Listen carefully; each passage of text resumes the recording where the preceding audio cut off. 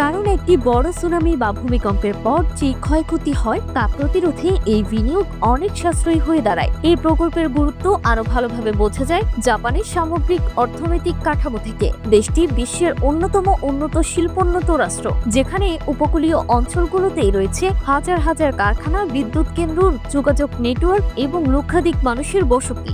একবার সুনামি আঘাত হানলে এইসব অবকাঠামো মুহূর্তের মধ্যে ধ্বংস হয়ে যায়, আর তা পুনর্নির্মাণ করতে খরচ হয় আরও বিপুল পরিমাণ অর্থ। তাই সরকার মনে করছে প্রতিরোধমূলক ব্যবস্থা নেওয়াই সবচেয়ে যুক্তিসঙ্গত পদক্ষেপ। তবে এই বিশাল দেয়াল নিয়ে বিতর্কও আছে। অনেকেই মনে করেন এত উঁচু কংক্রিটের দেয়াল উপকূলীয় প্রাকৃতিক সৌন্দর্য নষ্ট করবে, স্থানীয় পর্যটন শিল্প ক্ষতিগ্রস্ত হবে এবং পরিবেশগত ভারসাম্যেও প্রভাব ফেলতে পারে। আবার কেউ কেউ বলছেন প্রাকৃতিক শক্তিকে কখনো পুরোপুরি আটকানো যায় না, তাই এই ধরনের দেয়াল একসময় অকার্যকর হয়ে পড়তে পারে। কিন্তু সরকার ও প্রকৌশলীরা বলছেন দেয়াল হয়তো শতভাগ সুরক্ষা দিতে পারবে না, তবে এটি সুনামির আঘাতকে অন্তত উল্লেখযোগ্যভাবে কমিয়ে আনবে এবং মানুষকে পালিয়ে বাঁচার জন্য মূল্যবান সময় দেবে।